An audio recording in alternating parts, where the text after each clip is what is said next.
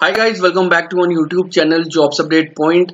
सो Indian polity के sessions हमारे जो है बैक टू बैक चल रहे हैं। हालांकि एक से दो सेशंस में यानी एक से दो नेक्स्ट पार्ट में आपको 73rd और 74th अमेंडमेंट एक्ट जो है 1992 के वो भी मैं कंप्लीट कर दूंगा। उसके बाद आपकी इंडियन पॉलिटी जो है वो खत्म हो जाएगी।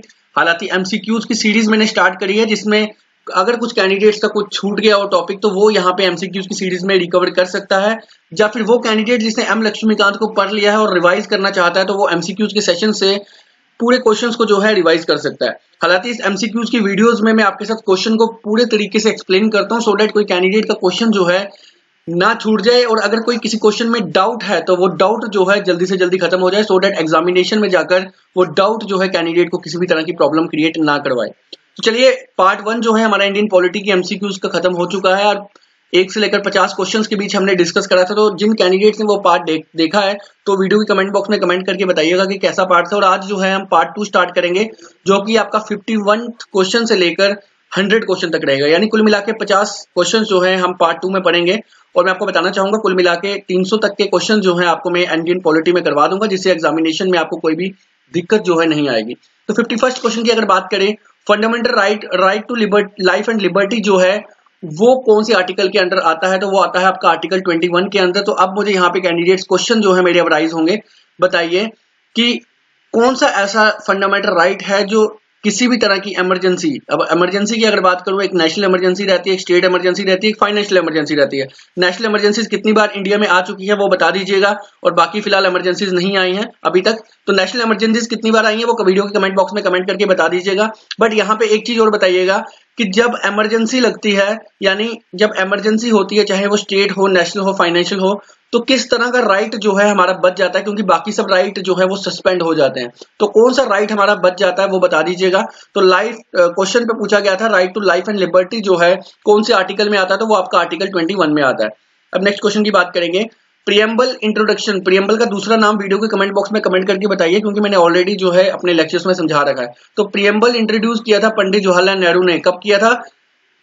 ये थर्ड मीटिंग में किया था, याद रखेंगे, थर्ड मीटिंग में किया था, जो कि इंडियन कॉन्स्टिट्यूएंट असेंबली की जो थर्ड मीटिंग थी उसमें जो है प्रियम्बल वर्ड यूज किया गया था। ऑब्जेक्टिव रेजोल्यूशन जो है इसका दूसरा नाम था, हालांकि मैंने आपको बता दिया है।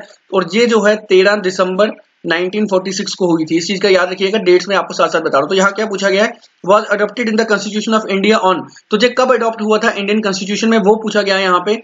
तो आपको जो है इन तमाम क्वेश्चन से आंसर देने हैं। तो इसका करेक्ट आंसर जो है वो है 12 जनवरी 1950 को। इसी का ध्यान रखेंगे, 12 जनवरी 1950 को जो है प्रियम्बल को जो है इंडियन कॉन्स्टिट्यूशन में लाया गया था। उसके साथ में नेक्स्ट क्वेश्चन की बात करें, when a drafting committee under the chairmanship of B R. Ambedkar constituted. तो ड्राफ्टिंग कमेटी जो थी इंडियन कॉन्स्टिट्यूशन की, वो बी.आर. अम्बेडकर के चेयरमैनशिप में कब जो है कंस्टिट्यूट की गई थी, तो वो की गई थी 29 अगस्त 1947। तो यानी आजादी के कुल मिला के 14 दिन बाद जो है constitute assembly, drafting constitute assembly बनाई गई, जिसके हेड जो थे वो बी.आर. अम्बेडकर थे। तो अब मुझे बताइएगा, बी.आर. अम्बेडकर का एक स्टैचू जो है बना है वो कहाँ पे बना है, कौन सी स्टेट पे बना है, बता दीजिएगा। अप्रोक्सीमेटली कॉस्ट भी जो है वहां पे उसकी वीडियो के कमेंट बॉक्स में मेंशन कर लीजिएगा। नेक्स्ट बात करेंगे, doctor B R. Ambedkar in the constitute assembly elected from. तो कॉन्स्टिट्यूशन असेंबली के चेयरमैन तो बी.आर. अम्बेडकर बन गए, बट वो इलेक्ट कहां से हुए थे, ये पूछा यहाँ पे इस क्वेश्चन में। तो वो हुए थे आपके बंगाल प्रेसिडेंसी से इलेक्ट। तो ऑप्शन सी जो है इस क्वेश्चन के लिए करेक्ट आंसर रहेगा। 55 की बात करें, how many languages were incorporated original in schedule 8। तो शेड्यूल 8 में ओरिजिनली कितनी लैंग्वेजेस जो है लाई गई थी, तो वो कुल मिला के आपकी लाई गई थी 14 लैंग्वेजेस। और अभी की बात करें तो 22 लैंग्वेजेस जो है इन प्रेजेंट अभी जो है आपके इंडियन कॉन्स्टिट्यूशन के शेड्यूल 8 में है। इसी का ध्यान रखेंगे। अब देखिए, शेड्यूल का आप लोगों ने मेरे से जो है लेक्चर देखा होगा, तो शेड्यूल का मैं वहां पे आपको शॉर्टकट ट्रिक बताना भूल गया था, हालांकि मैंने अपने थंबनेल में शॉर्टकट ट्रिक लगा दिया था। तो शेड्यूल का जो ट्रिक रहेगा वो रहेगा tears of old PM. Tears of old PM, T से आपकी टेरिटरी आ जाएगी, ई से इनोमिनेंट आ जाएंगे। उसके बाद आगे फर्दर जो है आप पूरा मेरा लेक्चर देखेंगे तो आपको क्लियर हो जाएगा कि क्या चीज मैं आपको कहना चाह रहा हूं। तो टीयर्स ऑफ ओल्ड पीएम जो है वो शॉर्टकट ट्रिक रहेगा आपका शेड्यूल 8 के लिए। नेक्स्ट बात करेंगे क्वेश्चन नंबर 56 की, seats on which house of Indian parliament are allotted in the 4th schedule of Indian constitution. तो 4th शेड्यूल आप लोगों को पूरे 12 शेड्यूल बताए हैं, शॉर्टकट ट्रिक्स भी मैंने बता दिया अभी। टीयर्स ऑफ ओल्ड पीएम, ठीक है भाई, ये आपका शॉर्टकट ट्रिक है इंडियन कॉन्स्टिट्यूशन के जो 12 शेड्यूल्स हैं उनको पढ़ने का। ऑफ ओल्ड पीएम जो है ये शॉर्टकट ट्रिक रहेगा आपका इंडियन कॉन्स्टिट्यूशन के 12 शेड्यूल्स को याद रखने का। चलिए आगे स्टार्ट करते हैं। क्वेश्चन पूछा गया था, कि seats of which house of Indian parliament are allotted in the 4th schedule of the Indian constitution. तो राज्यसभा सीट्स जो थी वो 4th शेड्यूल में बताई गई थी कि स्टेट और यूटीज को जो है राज्यसभा में सीट दी जाएंगी। तो 4th शेड्यूल के राज्यसभा जो है करेक्ट आंसर है इसका ए ऑप्शन। डोगरी लैंग्वेज जो है वो इंसर्टेड की गई है शेड्यूल 8 में इंडियन कॉन्स्टिट्यूशन के। तो वो पूछा गया है कि कब कौन से अमेंडमेंट एक्ट में की गई है, तो वो आपका 92 माफ कीजिए 92 नहीं, यस 92 अमेंडमेंट एक्ट में की गई है। हालांकि मैं थोड़ा सा कंफ्यूज हो गया था, 73rd अमेंडमेंट एक्ट 1992 वो जो है वो आपका पंचायती राज आता है। तो 92 अमेंडमेंट 2003 जो था इसमें आपकी जो है डोगरी लैंग्वेजेस को जो है ऐड किया गया था। हालांकि और भी लैंग्वेजेस की गई थी। अब मुझे बता दीजिए सिंध लैंग्वेज कब की गई थी, हालांकि मैंने अपने शेड्यूल के लेक्चर में आप लोगों को बता रखा है। चलिए आगे, tribal advisory council are mention in which schedule. तो ट्राइबल एडवाइजरी जो है वो कौन से शेड्यूल में मेंशन है, जल्दी जल्दी बनाइए, TEARS। तो एस शेड्यूल का आ जाता है 1 2 3 4 5, पांचवें शेड्यूल में, यानी ऑप्शन सी जो है वो करेक्ट आंसर है इस क्वेश्चन का। बात करेंगे which schedule deals with land reform, वापिस बनाइए TEARS ऑफ ओल्ड PM। तो यहाँ पे लैंड के बारे में पूछा गया, तो जे यहाँ पे लैंड आपको देखने को मिलेगा 1 2 3 4 5 6 7 8 9। तो 9th शेड्यूल, देखिए मेरे को तो ऑलरेडी जो याद है, बट आप लोगों को क्लियर करवाने के लिए कि कैसे आपको शॉर्टकट ट्रिक्स में याद रखना है, तो ऐसे आपको जो है ओल्ड PM के फॉर्मूले से शेड्यूल्स निकालने हैं कि कौन से शेड्यूल में क्या चीज बताई गई थी। तो लैंड रिफॉर्म आपका जो है 9th शेड्यूल में बताया गया था। 59 का जो ऑप्शन ए है वो करेक्ट आंसर है। उसी अकॉर्डिंगली लैंग्वेजेस की बात करें, माफ कीजिए यहाँ पे हाँ ओल्ड 8th शेड्यूल में लैंग्वेजेस बताई गई थी और लैंड जो है आपका 9th शेड्यूल में बताया गया था। नेक्स्ट क्वेश्चन की बात करेंगे 60 क्वेश्चंस की। When was the national anthem Jana Gana Mana firstly संग। तो जनगण मन जो है वो फर्स्ट टाइम कब संग किया गया था, तो वो किया गया था कलकत्ता सेक्शन 1911 में। अब 1911 में दिल्ली जो है वो इंडिया की कैपिटल भी बनी थी, दिल्ली दरबार जो है सेकंड लगा था। तो पूरी चीजें जो है आपको याद होनी चाहिए। इसके साथ उसके साथ में एक चीज और, लॉर्ड हार्डिंग ने क्या करा था उस समय, कास्टिज्म बेस में जो है डिवाइड कर दिया था इंडिया को, तो वो भी आपको याद रखना है। और इससे पहले लॉर्ड कर्जन ने जो है 1905 में क्या किया था, डिवाइड कर दिया था बंगाल को। किस पार्ट में, 2 पार्ट्स में, एक हिंदुज्म और एक जो है मुस्लिम कम्युनिटी के लोग। तो कम्युनिटी के बेस से, रिलीजन के बेस से भी जो है 1905 में डिवाइड हुए, 1911 में डिवाइड हुए on the based of caste. तो कास्ट और रिलीजन पे भी जो है 2 बार डिवाइड हुआ। चलिए आगे क्वेश्चन नंबर 61 की बात करेंगे। Which was the first state to formed on the basis of language। तो कौन सी स्टेट थी जो लैंग्वेजेस की बेसिस में बनी है, तो वो आपकी जो है वो आंध्र प्रदेश बनी है, यानी ऑप्शन डी जो है करेक्ट आंसर है क्वेश्चन नंबर 61 का। नेक्स्ट क्वेश्चन की बात करेंगे, article 18 of Indian constitution related to. तो आर्टिकल 18 जो है वो टाइटल्स के लिए रहता है, तो एबोलिशन ऑफ टाइटल्स जो है ऑप्शन सही रहेगा। जिन कैंडिडेट्स को फंडामेंटल राइट्स के बारे में जो है फंडामेंटल ड्यूटीज के बारे में नहीं पता है, तो वो मेरे जो है लेक्चर में जाएं, प्लेलिस्ट के लेक्चर में शॉर्टकट ट्रिक से आपको याद रहने के लिए कैसे याद कर सकते हैं पूरा का पूरा जो है वहां पे बताया गया है। हालांकि 8 मिनट हो चुके हैं, थोड़ा सा जल्दी जो है इस वीडियो को खत्म करने की कोशिश करेंगे। So from below mentioned which one is non justiciable. तो याद रखिएगा फंडामेंटल राइट हमारे जस्टिसेबल होते हैं, DPSP और हमारे जो फंडामेंटल ड्यूटीज होती हैं जो नॉन जस्टिसेबल रहती है, जो हमें खुद करनी होती है, इसके लिए कोई भी जो है सजा नहीं होती है, बट फिर भी जो है हम लोगों को जो अपनी ड्यूटीज समझकर करनी होती है। तो यहाँ पूछा गया है कौन कौन सा ऑप्शन है, फंडामेंटल राइट जो है वो जस्टिसेबल होता है, तो जो ऑप्शन नहीं रहेगा। फंडामेंटल ड्यूटीज जो है हमारी नॉन जस्टिसेबल होती है, तो ऑप्शन बी जो है करेक्ट आंसर है क्वेश्चन नंबर 61 का। और माफ कीजिए 63 का। 64 की बात करेंगे, during emergency which fundamental right has not been suspended. अभी रिसेंटली ऊपर मैंने आपको बताया है वो आपका फंडामेंटल 21 लाइफ एंड लिबर्टी जो है सस्पेंड नहीं होता है जब भी कोई इमरजेंसी लगती है। चलिए आगे बात करते हैं क्वेश्चन नंबर 65 की। The protection of civil right act 1955 was passed by parliament to ensure which fundamental right. तो यहाँ पे आपको बताना है कि protection of civil right act 1955 जो है पार्लियामेंट द्वारा जो है पास किया गया था, वो कौन से फंडामेंटल राइट को जो है बचाने के लिए किया गया था। तो यहाँ पे जो है ऑप्शन ए जो है करेक्ट आंसर रहेगा आपका आर्टिकल 17, जिसमें अनटचेबिलिटी के बारे में बताया गया है। तो सिविल राइट एक्ट 1955 भी जो है वो एबोलिशन ऑफ अनटचेबिलिटी के बारे में जो है पास किया गया था पार्लियामेंट में। क्वेश्चन नंबर 66 की बात करेंगे, which article restrict the fundamental right enjoyed by the member of armed force. तो कौन सा आर्टिकल है जो आर्म्ड फोर्स के मेंबर्स रहते हैं, पुलिस फोर्स के रहते हैं, उनको रिस्ट्रिक्ट करता है पूरे तमाम फंडामेंटल राइट्स को लेते हुए। तो वो जो आपका रहता है वो रहता है 33, ऑप्शन डी जो है करेक्ट आंसर है क्वेश्चन नंबर 66 का। 67 क्वेश्चंस की बात करेंगे, the section just a minute 67 the section 144 imposed by which authority. तो सेक्शन 144 जो है कौन इम्पोज करता है। तो आई होप अब जो है कोविड के बाद आप लोगों को सबको पता चल गया होगा कि कौन जो है सेक्शन 144 लगा सकता है। तहसीलदार नहीं लगा सकता, ADM नहीं लगा सकता, district magistrate is the only authority जो यहाँ पे इन ऑप्शंस में सेक्शन 144 को इंपोज कर सकते हैं अपनी अपनी डिस्ट्रिक्ट्स में। नेक्स्ट क्वेश्चन की बात करेंगे, इक्वल जस्टिस। देखिए यहाँ ऑप्शन से डिस्ट्रिक्ट मैजिस्ट्रेट कर सकता है, अदरवाइज इससे बड़े रैंक्स के भी ऑफिसर्स के पास पावर रहती है। 144 जो है आपके डिप कॉम भी कर सकते हैं। लेकिन क्वेश्चन नंबर 68 की बात करेंगे नेक्स्ट क्वेश्चन की, equal justice and free legal aid DPSP comes under which article. तो इक्वल जस्टिस और फ्री लीगल एड जो है वो आपके आर्टिकल 39 में आता है, तो ऑप्शन सी जो है करेक्ट आंसर है इस क्वेश्चन का। 69 की बात करेंगे, organisation of agriculture and animal husbandry जो है वो आपका आर्टिकल 48 में आता है, तो ऑप्शन डी जो है करेक्ट आंसर है। डीपीएसपी के जो है आर्टिकल्स आप मेरे वीडियो लेक्चर में देख सकते हैं। नेक्स्ट बात करेंगे 70 की, promotion of international peace and security comes under which article of Indian constitution. तो इंटरनेशनल पीस और सिक्योरिटी जो है वो कौन से आर्टिकल में आती है, वो यहाँ पे पूछा गया, तो वो आपका आर्टिकल 51 में आती है। नेक्स्ट क्वेश्चन की बात करेंगे, directive principles of state policy comes under which part of Indian constitution. तो पार्ट 4 में जो है आपके डीपीएसपी आते हैं और पार्ट 4A में जो है आपकी फंडामेंटल ड्यूटीज आती हैं, इसको याद रखेंगे। 72 क्वेश्चंस की बात करेंगे, fundamental duties come under which Indian constitution. तो 4A जो है आपका फंडामेंटल ड्यूटीज के लिए, जो कि मैं ऑलरेडी पिछले क्वेश्चन में एक्सप्लेन कर चुका हूँ।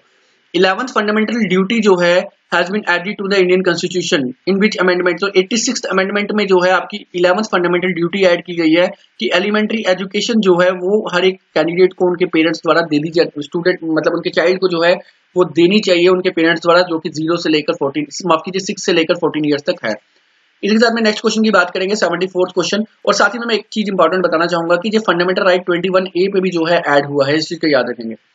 नेक्स्ट बात करेंगे, fundamental right have been imposed on. तो फंडामेंटल राइट जो है किस किस पे इम्पोज होता है, ऑल सिटीजन ऑफ इंडिया में तो होता ही होता है। उसी के साथ में सेकंड ऑप्शन देख लेते हैं, all those who have been the nationality of India. ऐसा ऑप्शन नहीं है, क्योंकि अगर आप इंडिया से बाहर चले जाते हैं तो वहां की कंट्री के अलग से फंडामेंटल अपने राइट्स होंगे, तो वहां पे राइट जो है इंडिया का आपका नहीं रहेगा। इसी के साथ में थर्ड की बात करें, एनआरआई को भी जो है मिलता है, बट अगर वो इंडिया में आते हैं। तो फोर्थ ऑप्शन देखते हैं, all those who are within the territory of the country. तो जो हमारी इंडियन टेरिटरी के अंदर होंगे, तो वो सभी तमाम जितने भी पर्सन्स होंगे, चाहे वो एनआरआई होंगे, उनको जो है फंडामेंटल राइट मिलेंगे। तो ऑप्शन डी जो है करेक्ट आंसर है इस क्वेश्चन का।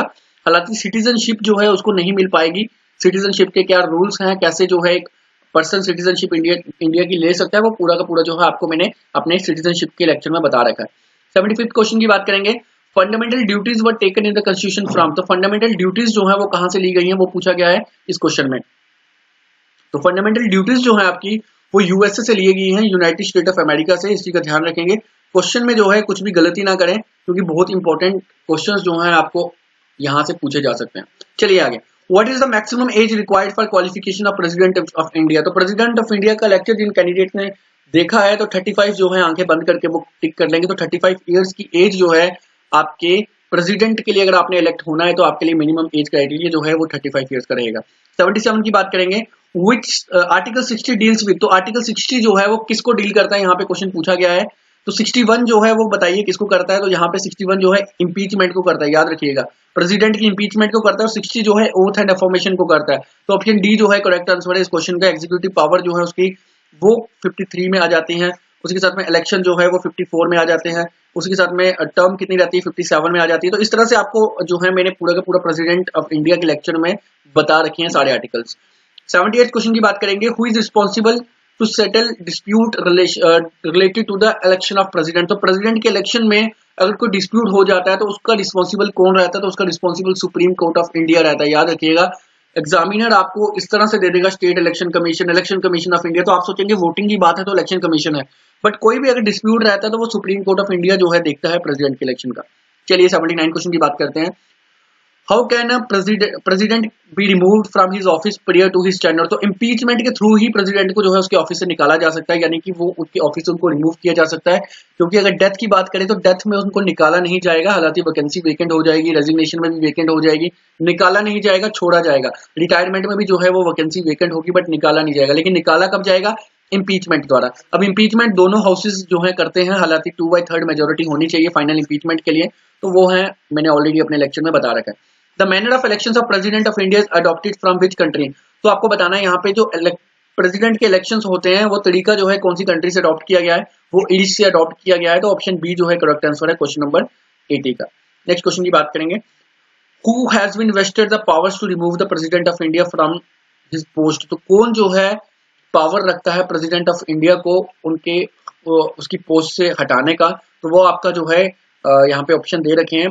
पार्लियामेंट जो है रखेगा, क्योंकि पार्लियामेंट जो है फिलहाल प्रेसिडेंट लोकसभा राज्यसभा से बनता है। अगर दोनों हाउसेज जो हैं मिलकर जो है इम्पीच करते हैं प्रेसिडेंट को, तो प्रेसिडेंट जो है वो इम्पीच हो जाता है। हालांकि एक हाउस की मेजोरिटी जो है यानी 1/3 जो है यहाँ से अगर डालते हैं कि वो करते हैं कि सपोर्ट की प्रेसिडेंट जो है वो इम्पीच होना चाहिए, तो अदर हाउस दूसरा हाउस जो होगा उसके अगर 2/3 मेंबर फाइनलाइज करते हैं कि किसी ना किसी तरीके से प्रेसिडेंट की वायलेशन हुई है किसी कॉन्स्टिट्यूशन की, तो उस वक्त जो है प्रेसिडेंट आपका इम्पीच हो सकता है। ऑलरेडी मैंने आपको बता रखा है अपने वीडियो लेक्चर्स में। चलिए क्वेश्चन नंबर 82 की बात करते हैं।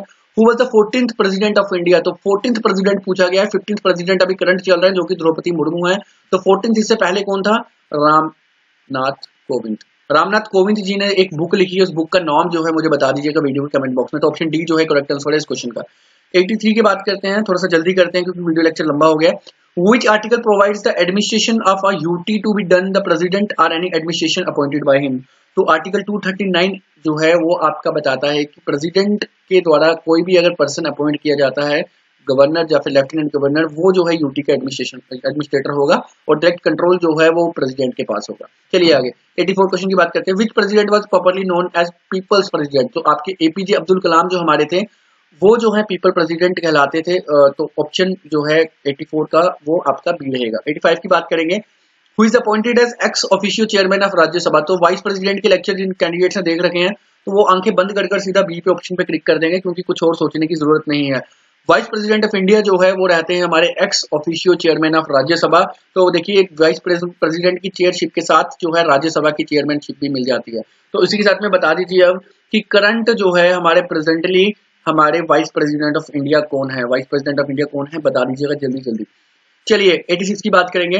इन the tenure of which viceroy first time indigenous election has been held? तो फिलहाल तो 1930 में जो है पहली बार हुए थे लाहौर में इलेक्शन। उसके बाद जो है 1972 में जो है इलेक्शंस हुए इंडिजियस। उसके बाद 1981 में इलेक्शन हुए सिंक्रोनस। तो अब यहाँ पे पूछा गया है कि इंडिजियस इलेक्शन जो है फर्स्ट टाइम कब हुए थे? तो फर्स्ट टाइम इंडिया में जो है 1972 में हुए थे और इंडिजियस हुए थे। और यहाँ पे अब पूछा गया है कि 1972 में आपको बताना है कि कौन सा जो है उस समय लॉर्ड था। तो उस समय लॉर्ड मायो था। तो लॉर्ड मायो यानी ऑप्शन बी जो है करेक्ट आंसर है। बट यहाँ पे एक चीज बताइए कि कौन सा हमारा, मैं आपको बताना चाहूंगा, सीधा आंसर बता देता हूँ कि लॉर्ड मायो हमारे जो है एक लॉर्ड थे, वाइसरॉय थे, जो कि अपने ही ऑफिस में डेथ हो गई थी इनकी। इसकी का ध्यान रखेंगे, अपने ही ऑफिस में डेथ हो गई थी। अगर आपसे पूछा था कौन सी वाइसरॉय थे जिनकी अपने ऑफिस में डेथ होगी, तो वो हमारे लॉर्ड मायो थे। चलिए आगे 87 की बात करेंगे।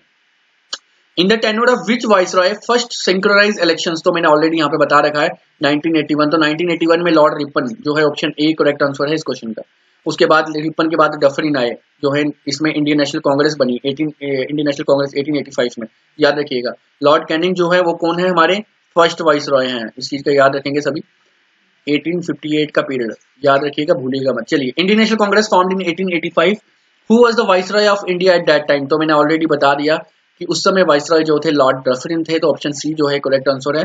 89 क्वेश्चन की बात करेंगे। The president can be removed from his office through the process of impeachment on what ground?